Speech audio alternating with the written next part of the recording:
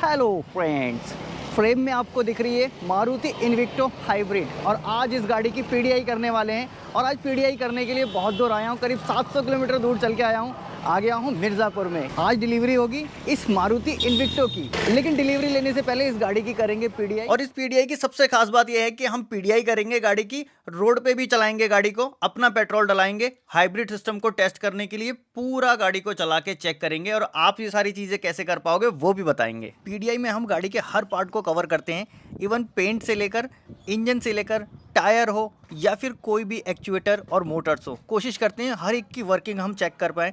लेकिन हमारे पास थोड़ी सी बाउंडेशन होती है, कई जगह हमको गाड़ी ड्राइव करने नहीं मिलती। गाड़ी है जब चलेगी तभी आप उसको एक्चुअल पोजीशन पता कर पाओगे। चलते समय कोई मॉल फंक्शन तो नहीं आ रहा है, चलते समय कोई आवाज़ तो नहीं आ रही है। फिर भी हम कोशिश करते हैं खड़ी गाड़ी में वो सारी चीज़ों को इंस्पेक्ट कर लें। इंस्पेक्ट करने में पेंट को इंस्पेक्ट करते हैं।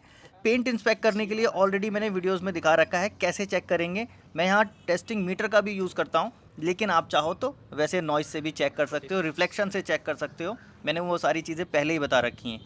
टायर चेक करते हैं। टायर की मैन्युफैक्चरिंग एक ही ईयर की होनी चाहिए, एक ही टाइम की होनी चाहिए। कई बार ये टायर भी चेंज होते हैं।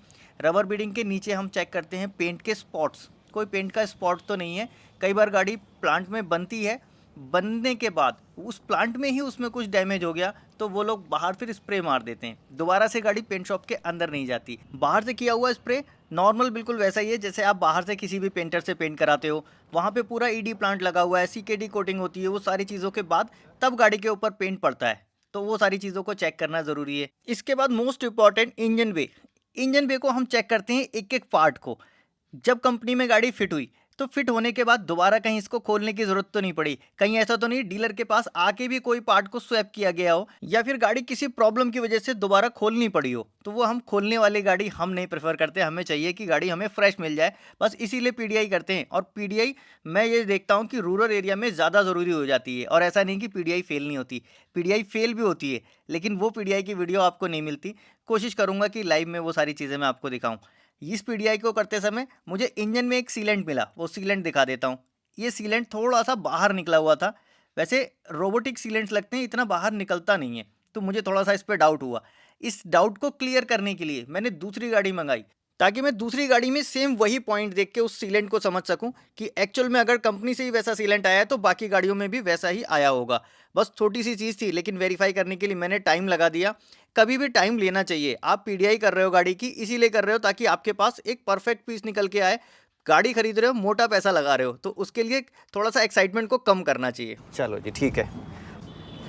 चलो, इस गाड़ी के इंजन में बहुत ज़्यादा समय लगा क्योंकि ये गाड़ी हाइब्रिड गाड़ी थी। हाइब्रिड गाड़ी में एक इंजन होता है, साथ में आपके दो मोटर भी होती हैं। उस मोटर को भी चेक करना है, इंजन को भी चेक करना है, इंजन के पार्ट्स देखने हैं और ब्रेक के सिस्टम को चेक करना है। ब्रेक सिस्टम यहाँ पे दो टाइप से काम करता है, एक बार जब इंजन से पावर मिल रही हो और एक बार जब इलेक्ट्रिक से पावर मिल रही हो। क्योंकि इसमें दो पावर सोर्स हैं, इसलिए इसमें ई सीवीटी दिया जाता है सीवीटी की जगह। और कई बार ऐसा होता है जब गाड़ी पे हमको थोड़ा बहुत डाउट होता है तो हम स्कैनिंग टूल से इसकी हिस्ट्री भी चेक कर लेते हैं।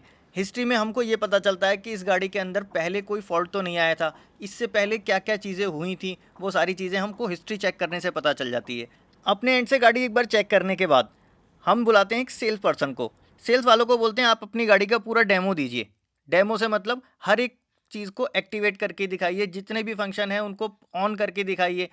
एक तो इससे पहला फ़ायदा होता है कि आपको पता चल जाता है कि हाँ इसका फंक्शन ये है, अब इसमें नई चीज़ ये आई है, एडवांस ये है, वर्किंग ये है।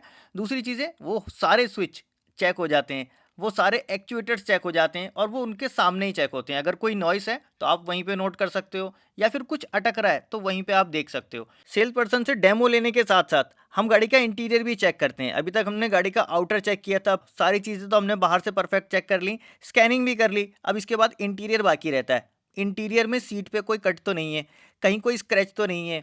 अगर कोई आर्मरेस्ट है या कोई चीज़ें हैं तो उनको एक्टिवेट करके चला के फोल्ड और अनफोल्ड करके देखते हैं कि सारी चीज़ें सही काम कर रही हैं कि नहीं। रियर एसी अगर है तो रियर पे बैठ के फिर उसको चला के देख लेते हैं कोई एक्स्ट्रा नॉइस तो नहीं कर रहा है, कहीं वाइब्रेशन तो नहीं है। कई बार फ़ैन की वाइब्रेशन होती है, वो चीज़ें हमको पहले ही पता चल जाती हैं जब हम यहाँ पे इन सारी चीज़ों को चेक करते हैं। स्टेपनी चेक करते हैं, स्टेपनी के साथ जो टूल्स आते हैं उन टूल्स को चेक करते हैं, एक एक टूल्स पूरा है या नहीं है, जैक प्रॉपर काम कर रहा है। सीट पे एक बार बैठ के सीट को भी फोल्ड करके देखते हैं, साथ में जो सीट का रिक्लाइन एंगल है, अगर सीट में फोल्डिंग सिस्टम है तो उसको फोल्ड करके देखते हैं। रिक्लाइन करने के समय ये अटक रहा है या नहीं अटक रहा है, प्रॉपर वर्किंग में है, कोई सीट पे ऐसा कुछ दिक्कत तो नहीं है। इंटीरियर के बाद हमको गाड़ी की अंडर बॉडी भी चेक करनी चाहिए और हम अंडर बॉडी भी चेक करते हैं। कई बार गाड़ी कहीं नीचे से टकराई होती है जिसके साइंस निशान आपको दिख जाते हैं, कहीं स्क्रैच होती है तो वो दिख जाती है। कई बार कुछ फॉल्ट भी मिल जाते हैं आपको गाड़ी के अंडर बॉडी चेक करने से। कई बार गाड़ी में कुछ लीकेज के साइंस भी मिल जाते हैं जो आपको ऊपर से नहीं दिख रहे थे, आप नीचे से नज़र मारोगे तो वो चीज़ें पहचान सकते हो, इसलिए हम गाड़ी के अंडर बॉडी भी चेक करते हैं। अब इन्विक्टो के साथ ऑटो एडजस्टेबल सीट आती है। इस सीट में एडजस्ट करने के लिए मोटर लगी होती है, एक्चुएटर्स लगे होते हैं। इन सारे एक्चुएटर्स को वर्किंग में होना ज़रूरी है, इसलिए हमने इस सीट को रिक्लाइन करके, पीछे करके, आगे करके पूरी तरह से इसको चेक किया। अब देखो सारी चीज़ें तो हमने चेक कर दी, गाड़ी खड़ी थी, हमने इंजन को स्टार्ट करके भी चेक कर लिया, और लेकिन जब तक गाड़ी की ड्राइव ना हो आपको समझ में नहीं आता, इसके लिए हमने गाड़ी की टेस्ट ड्राइव ली। टेस्ट ड्राइव नॉर्मली आपको जब मिलती है तो दूसरी गाड़ी पे मिलती है, आप जब खरीदते हो तो दूसरी गाड़ी खरीदते हो, ये आजकल रूल है। लेकिन होना ऐसा नहीं चाहिए, होना ऐसा चाहिए कि आप जो गाड़ी खरीद रहे हो उस गाड़ी को चला के देखोगे, क्योंकि गाड़ी एक ऐसी मशीन है जो रोड पे चलती है, और जब तक वो रोड पे चलेगी नहीं आप उन चीज़ों को समझ ही नहीं पाओगे। खड़ी गाड़ी में आप पूरी तरह से भी इंस्पेक्ट कर लो तब भी आप नहीं समझ सकते कि हाँ इस गाड़ी में कुछ फॉल्ट रहा होगा। गाड़ी को ड्राइव करना थोड़ा बहुत ज़रूरी है। हमने इस गाड़ी को अच्छे से ड्राइव किया, मूव करके देखा, इवन इस गाड़ी का जो हाइब्रिड सिस्टम था उसको पूरा वर्किंग में ला के देखा। गाड़ी का हाइब्रिड सिस्टम काम कर रहा है, कितनी देर में काम कर रहा है, बैटरी को कितनी देर तक चार्ज कर रहा है। पिछली बार कुछ गाड़ियां ऐसी आई थी जिनमें फॉल्ट रह गया था, उनकी बैटरी प्रॉपर चार्ज नहीं हो रही थी, और वो मारुति की गाड़ियां थी, हाइब्रिड गाड़ियां थी। इसीलिए हमने इस गाड़ी को थोड़ा लंबा चलाया, रोड पे चलाया, पेट्रोल अपनी जेब से डलवाया और फिर इस गाड़ी को चलाया। और यहाँ के डीलर भी काफ़ी सपोर्टिव थे, इन लोगों ने पूरा सपोर्ट किया। और मैंने कुछ जगहों पे ऐसा देखा है, मोस्टली जगहों पे ऐसा देखा है कि वो डीलर चलाना अलाउ ही नहीं करते। वो बोलते सर गाड़ी का ना इंश्योरेंस नहीं है। अगर गाड़ी का इंश्योरेंस नहीं तो जब गाड़ी आपकी ट्रैवल करके आती है तब भी तो गाड़ी आती है, कई जगह गाड़ी यहाँ से वहाँ जाती है तब भी आप गाड़ी भेजते हो। अब अगर इंश्योरेंस नहीं था तो गाड़ी शोरूम में खड़े हुए डैमेज हो गई और फिर आपको कैसे क्लेम मिल जाता है, वो सारी चीज़ों का मुझे समझ में नहीं आता, इनको थोड़ा सा क्लियर होना चाहिए। इस गाड़ी की पीडीआई में मैंने बहुत ज़्यादा समय लगा दिया, क्योंकि मैं यहाँ से गया भी बहुत दूर था, 700 किलोमीटर चल के गया था। एक दिन एक्स्ट्रा जाने का और एक दिन आने का, 2 दिन, और एक दिन पूरा मैंने पीडीआई में लिया है। मेरे पूरे 3 दिन लगे थे, तो इसलिए मैंने इस गाड़ी को बहुत अच्छे से चेक किया, हर एक चीज़ को हर एक लेवल पे ले जाके चेक किया, हाइब्रिड सिस्टम को चेक किया, सब कुछ गाड़ी का परफेक्ट मिला, तब जाके इस गाड़ी की हमने डिलीवरी ली।